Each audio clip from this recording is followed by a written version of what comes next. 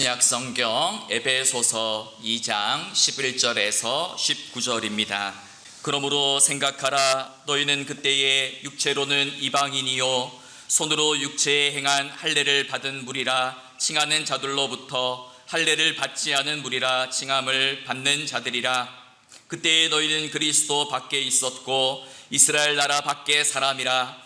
약속의 언약들에 대하여는 외인이요 세상에서 소망이 없고 하나님도 없는 자이더니 이제는 전에 멀리 있던 너희가 그리스도 예수 안에서 그리스도의 피로 가까워졌느니라. 그는 우리의 화평이신지라. 둘로 하나를 만드사 원수된 것 곧 중간에 막힌 담을 자기 육체로 허시고 법조문으로 된 계명의 율법을 폐하셨으니 이는 이 둘로 자기 안에서 한 새 사람을 지어 화평하게 하시고 또 이 둘을 한 몸으로 하나님과 화목하게 하려 하심이라. 원수된 것을 십자가로 소멸하시고 또 오셔서 먼 데 있는 너희에게 평안을 전하시고 가까운 데 있는 자들에게 평안을 전하셨으니 이는 그로 말미암아 우리 둘이 한 성령 안에서 아버지께 나아감을 얻게 하려 하심이라. 그러므로 이제부터 너희는 외인도 아니요 나그네도 아니요 오직 성도들과 동일한 시민이요 하나님의 권속이라. 여름철만 되면 이 보신탕을 즐겨 드시는 할아버지 목사님이 계셨습니다. 이분은 사람들과 대화를 하다가도 보라는 단어만 들으면 보신탕 집에 달려갈 정도로 이렇게 이 보양식을 아주 좋아하시는 분이었습니다. 그러다 어느 날 이 집에서 강아지, 그러니까 반려견을 아주 정성껏 기르는 젊은 집사님이 목사님을 찾아와서 따져 물었습니다. 아니, 목사님이 생명을 사랑하고 생명을 돌보아야 되는데 어떻게 이렇게 보신탕을 좋아하실 수 있습니까? 이렇게 따져 물었어요. 그러니까 목사님이 이렇게 웃으시면서 집사님, 사실은 이 보신은 하나님도 좋아하십니다. 하나님이 보신을 좋아하십니다. 성경에도 그런 말씀이 나와 있습니다. 이렇게 답하더라는 거예요. 그러니까 이 집사님이 더 어이가 없어가지고 나름 이 집사님도 성경을 잘 알고 있는 집사님인데 따져 물었습니다. 아니, 목사님, 성경 어디에 그런 말씀이 나옵니까? 그러자 목사님이 이렇게 답했다고 하죠. 집사님, 창세기 1장에 보면 뭐라고 나와 있습니까? 하나님이 보시니 좋았더라. 하나님이 보시니 좋았더라. 말씀하지 않았습니까? 했다라는 거죠. 아직 이해를 못하시는 분들 많아요. 네, 집에 가서 웃지 말고 지금 웃으세요. 네, 하나님이 보시니 좋았더라. 농담이에요. 네, 여름철날 우리 모두 식구들 늘 영과 육이 강건하기를 소망합니다. 우리가 창세기 1장에 보면 하나님이 보시기에 좋았더라 라는 단어가 이제 7번이나 반복되어 나옵니다. 태초에 하나님께서 창조하신 세상과 자연, 인간은 하나님 보시기에 아름다운 완벽한 조화와 질서와 균형을 이루고 있었습니다. 하지만 아담과 하와의 불순종 이후로 죄가 이 세상에 들어오게 되었고, 죄로 인해서 이 모든 아름다운 관계와 질서가 깨어지고 파괴되고 단절되었습니다. 그래서 첫 번째로 죄는 하나님과 우리 인간의 관계를 깨뜨리고 파괴했습니다. 범죄 직후에 아담과 하와는 동산을 거니시는 하나님의 목소리를 듣고 하나님을 피해서 나무 사이에 숨었습니다. 이전에 하나님과 얼굴을 마주 대하고 살던 존재에서 이제 하나님의 얼굴을 피해서 도망치는 존재로 전락하게 된 것입니다. 둘째로 이 죄는 인간과 자기 자신과의 관계를 파괴시켰습니다. 범죄한 직후 인간이 가장 먼저 한 일이 무엇이겠습니까? 자신의 몸이 벗은 줄을 부끄러워해서 무화과 나무잎을 가져다가 자기 몸을 가리우는 일이었습니다. 즉, 이전에는 한 번도 부족함을 느끼지 않았는데, 한 번도 수치와 부끄러움을 느끼지 않았는데, 죄를 짓자 자기 자신과의 관계가 파괴되어서 자기 자신과도 멀어지고 자아의 분열과 소외 현상이 생겨나게 된 것입니다. 세 번째로 죄는 인간과 인간의 관계를 깨뜨리고 파괴했습니다. 본래 아담과 하와는 둘이 한 몸을 이루는 완벽한 사랑과 연합의 관계였습니다. 그런데 범죄한 직후에 아담은 자신의 죄를 아내인 하와에게 전가시킵니다. 그래서 저 여자가 나에게 이 열매를 주어서 내가 죄를 지었습니다 라고 이야기합니다. 즉 죄로 인해서 사랑과 신뢰의 관계가 깨어지고 불신과 책임 전가가 생겨나게 된 것입니다. 넷째로 죄는 인간과 자연의 관계를 깨뜨리고 파괴했습니다. 아담의 범죄 이후로 땅은 저주를 받아 가시덤불과 엉겅퀴를 내게 되었고, 사람은 수고를 많이 하고 땀을 많이 흘린 후에야 그 땅에 열매를 맺게 되었습니다. 즉 이전에는 즐겁고 행복한 노동이었는데 범죄한 이후에 그 즐거운 노동이 괴로운 노동, 고된 노동으로 바뀌어졌다라는 이야기입니다.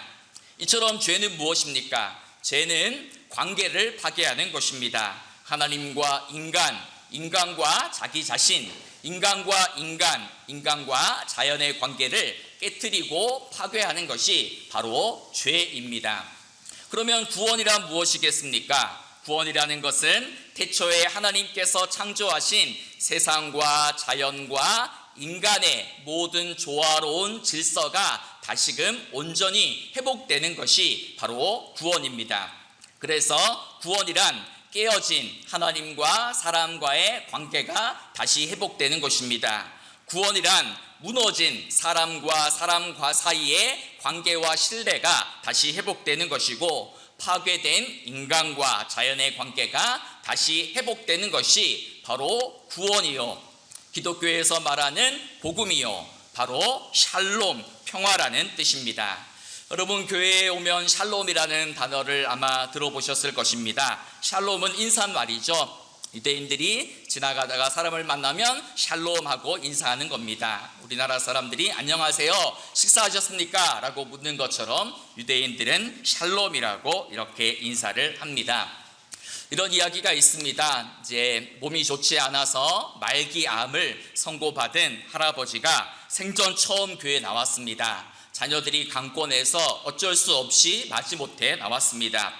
그런데 그 교회는 예배 드릴 때마다 목사님이 성도님들과 함께 샬롬하고 인사를 하는데 그 시간이 굉장히 낯설고 어색했다라고 합니다.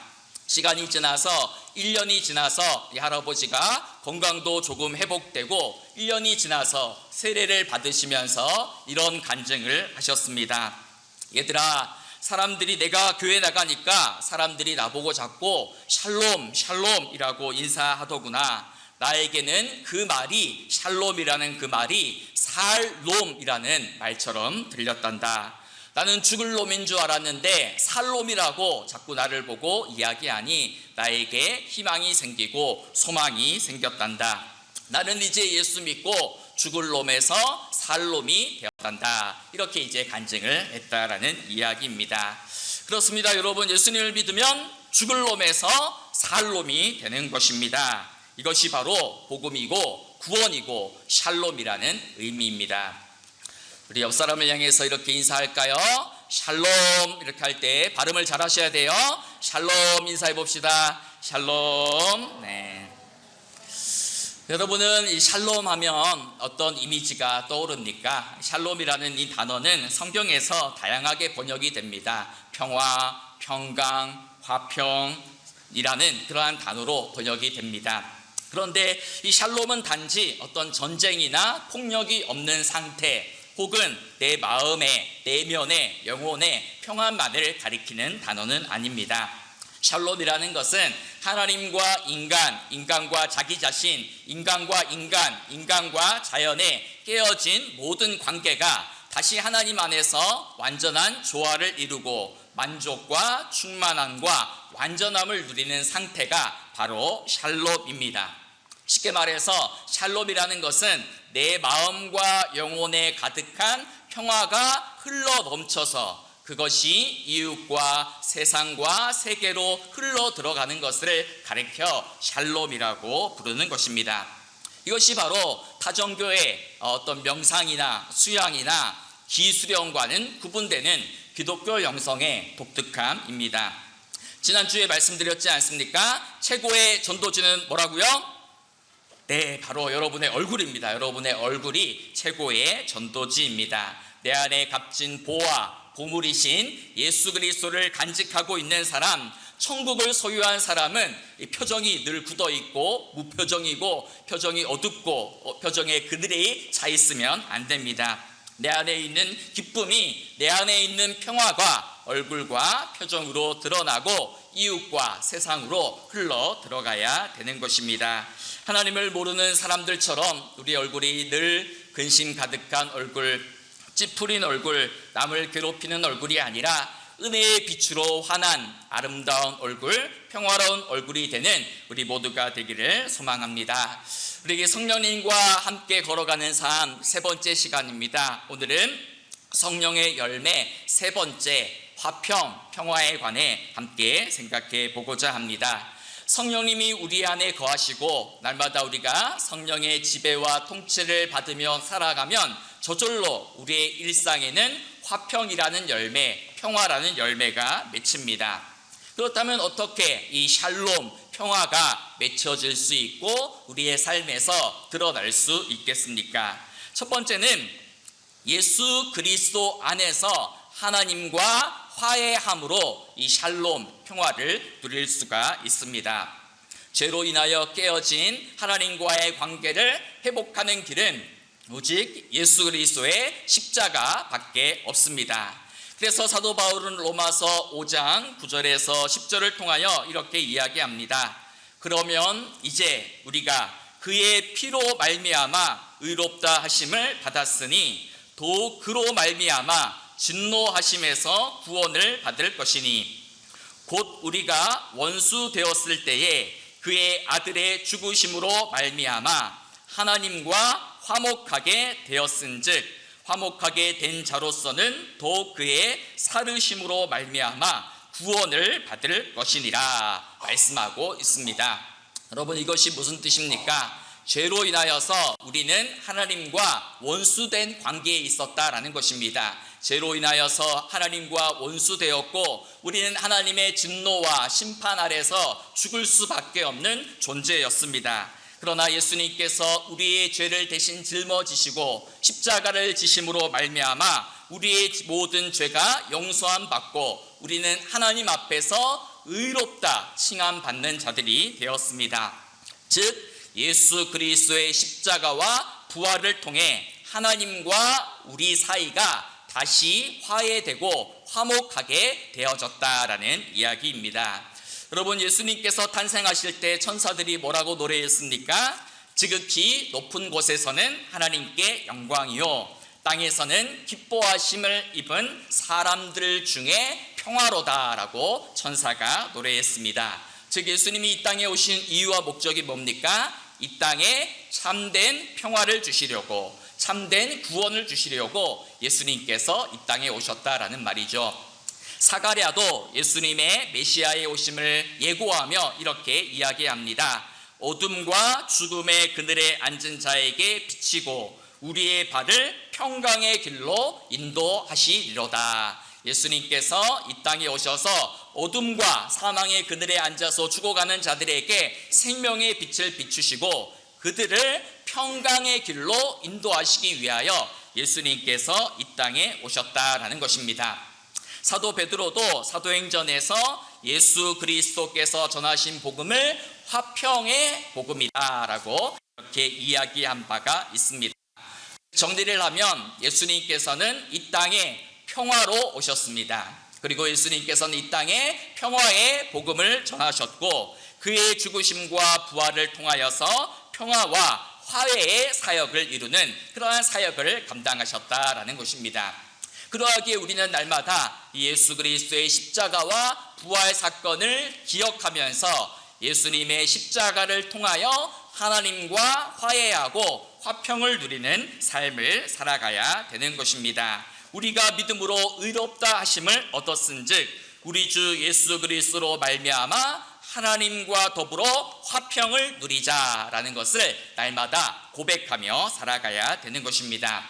따라서 우리는 예수님께서 친히 그의 십자가의 죽음으로 무너뜨린 죄악의 장벽을 다시 쌓아서는 안 됩니다. 성령의 사람은 날마다 자기 안에 살아있는 죄를 미워하고 깨어서 의를 행하는 삶을 살아야 됩니다.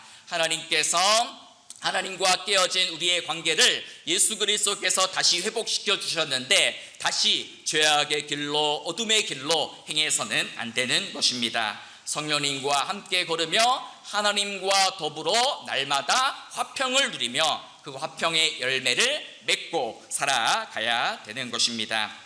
다음으로 하나님과 화평을 누리는 사람은 자기 자신과의 관계 속에서도 화평을 누릴 줄 알아야 됩니다. 하나님은 우리에게 평강 주시기를 원하시는 분이세요. 그래서 민수기 6장에 보면 대제사장의 기도가 나오지 않습니까? 이 기도에서 뭐라고 말합니까? 여호와는 우리에게 복을 주시고 너를 지키기를 원하시고 여호와는 그의 얼굴을 내게 비추사 은혜 베푸시기를 원하며 여호와는 그 얼굴을 내게로 향하여 드사 평강 주시기를 원하노라. 아멘. 하나님은 우리에게 평강의 복을 주시기를 원합니다. 이 평강의 복을 받아서 누려야 되는 것입니다.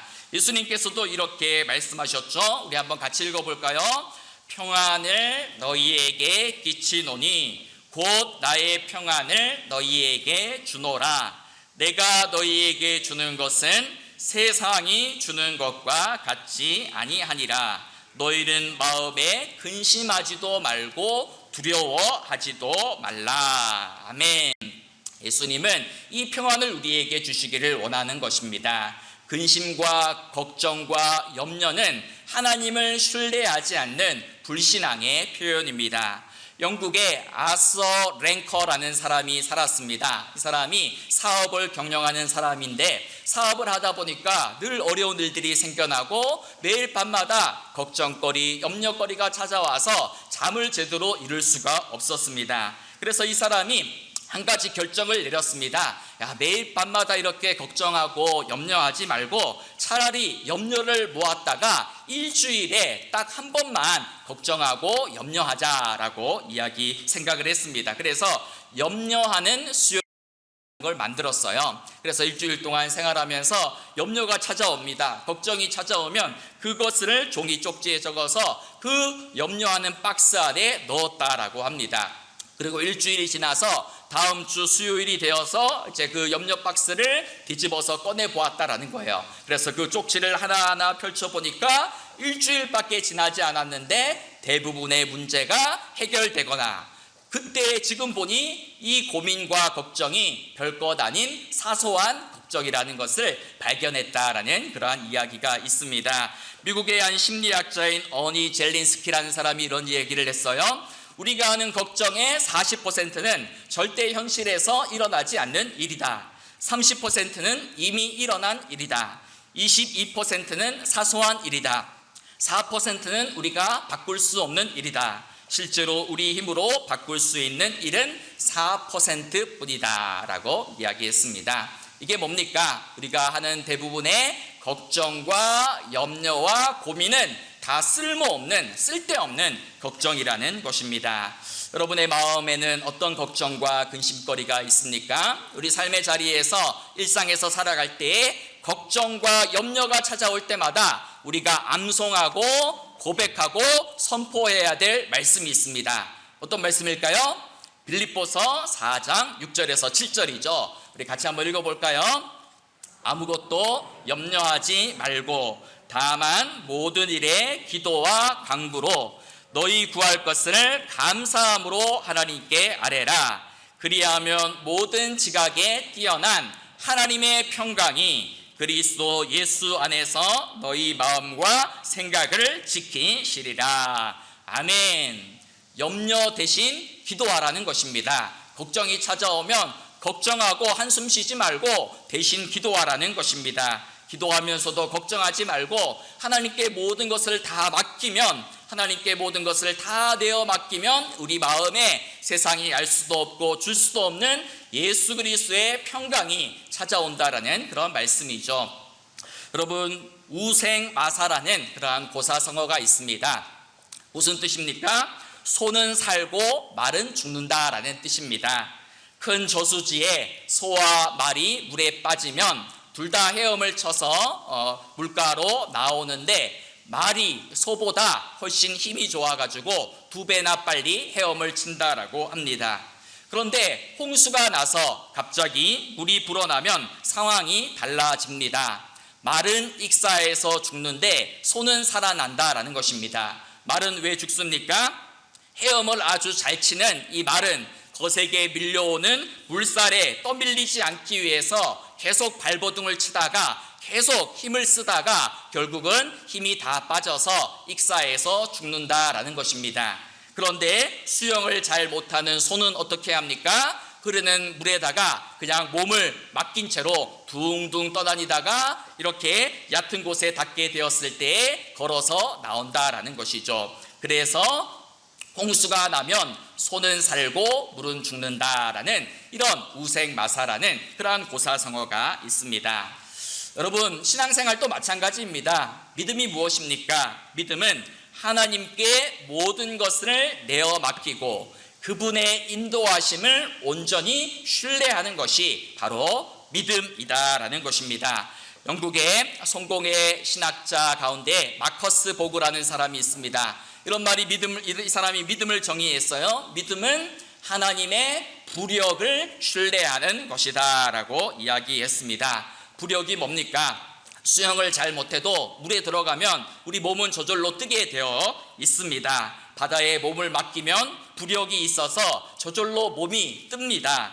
반면에 몸에 힘이 잔뜩 들어가 있으면 내 힘으로 살려고 발버둥 치면 그 사람은 힘이 빠져서 위험한 일을 겪게 되는 것이죠. 내 힘과 생각과 걱정과 염려를 다 내려놓고 하나님께 모든 것을 내어 맡길 때에 하나님이 우리를 살리시고 하나님이 우리에게 예수 그리스도의 평강과 은혜를 부어주신다라는 말씀이죠. 여러분, 누가 성령 충만한 사람입니까? 성령의 사람은 예수 그리스도 안에서 하나님과 화평을 누리며 주님이 주시는 평화와 평강을 소유한 자들입니다. 세상이 알 수도 없고 줄 수도 없는 예수 그리스도의 평강을 누리며 고난 중에서도 낙심하지 않고 염려 대신 기도하며 하나님께 모든 것을 내어 맡기고 사는 사람이 진짜 성령 충만한 사람입니다.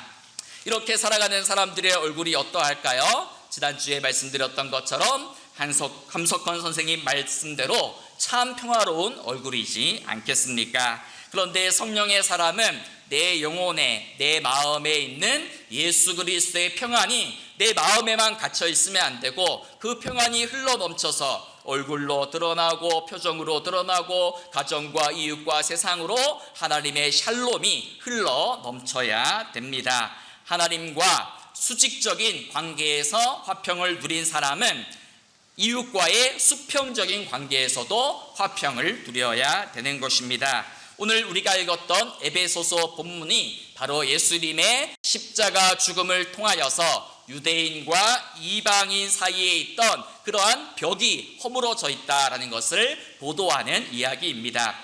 그래서 오늘 말씀을 보면 그는 우리의 화평이신지라 둘로 하나를 만드사 원수된 것 곧 중간에 막힌 담을 자기 육체로 허시고 법조문으로 된 계명의 율법을 폐하셨으니 이는 이 둘로 자기 안에서 한 세 사람을 지어 화평하게 하시고 또 십자가로 이 둘을 한 몸으로 하나님과 화목하게 하려 하심이다 라고 이야기합니다.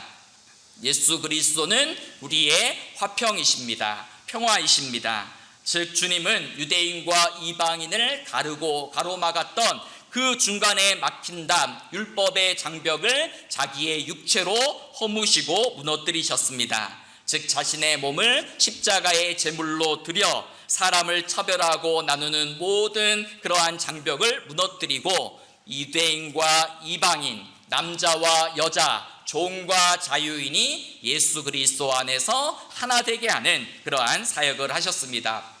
그래서 전에는 이스라엘 밖에 있었고 또 그리스도 밖에 있었고 약속의 언약에 대해서는 외인이요 세상에서는 아무런 소망 없이 살아가던 우리가 이제는 외인도 아니요 나그네도 아니요 성도들과 동일한 시민이요 하나님의 권속이 되게 된 것입니다. 이 모든 것이 바로 예수 그리스도의 십자가 사역 때문입니다. 그래서 예수님은 멀리 떨어져 있는 먼 데에 있는 이방인들에게도 평안을 전하시고 가까이에 있는 유대인들에게도 평화를 정하셔서 이방인과 유대인 모두가 그리스도 안에서 한 성령 안에서 하나님 아버지께로 나아갈 수 있게 하셨다라는 것입니다. 이것이 바로 복음입니다.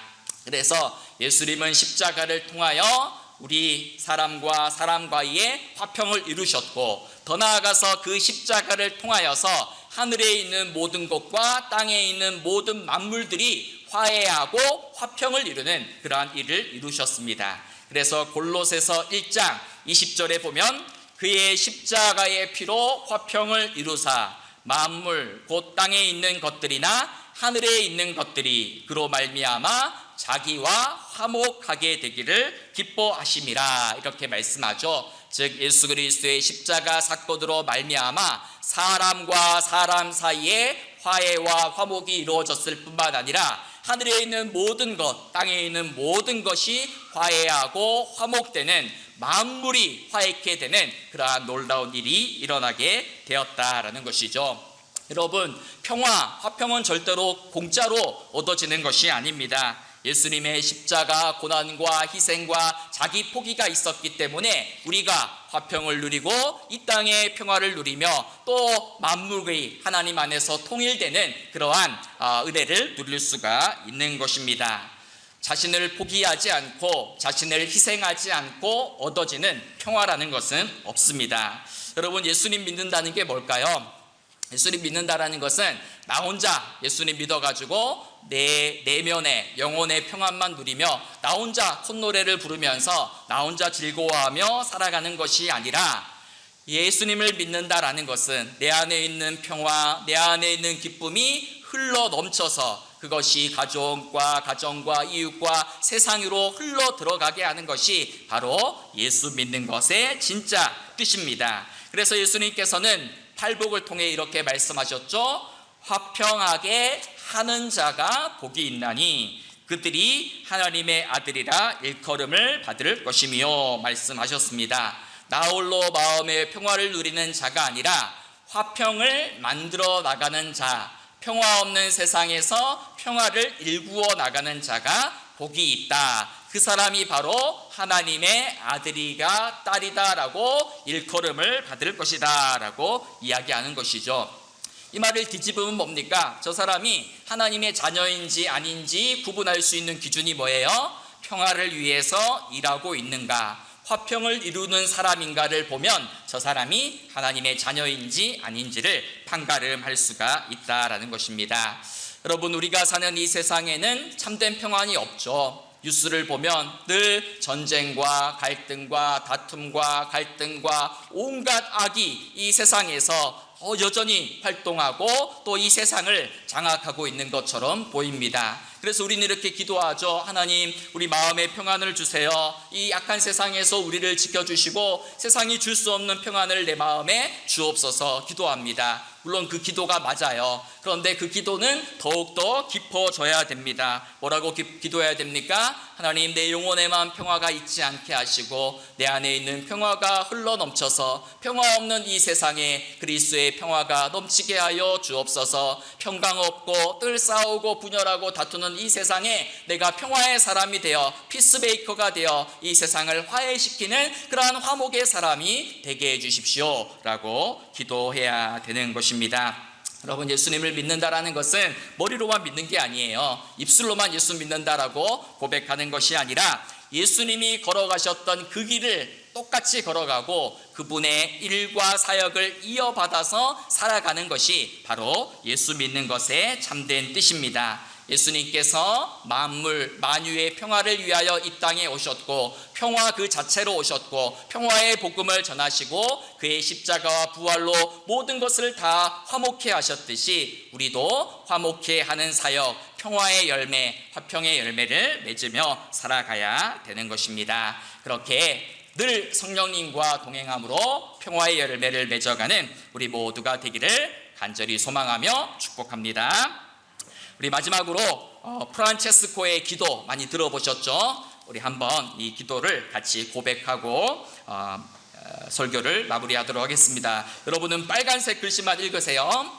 주여 나를 평화의 도구로 써주소서. 미움이 있는 곳에, 상처가 있는 곳에, 분열이 있는 곳에, 의욕이 있는 곳에 믿음을 심게 하소서. 주여 나를 평화의 도구로 써주소서. 오류가 있는 곳에, 절망이 있는 곳에, 어둠이 있는 곳에, 슬픔이 있는 곳에 기쁨을 심게 하소서. 주여 나를 평화의 도구로 써주소서. 위로받기보다는, 이해받기보다는, 사랑받기보다는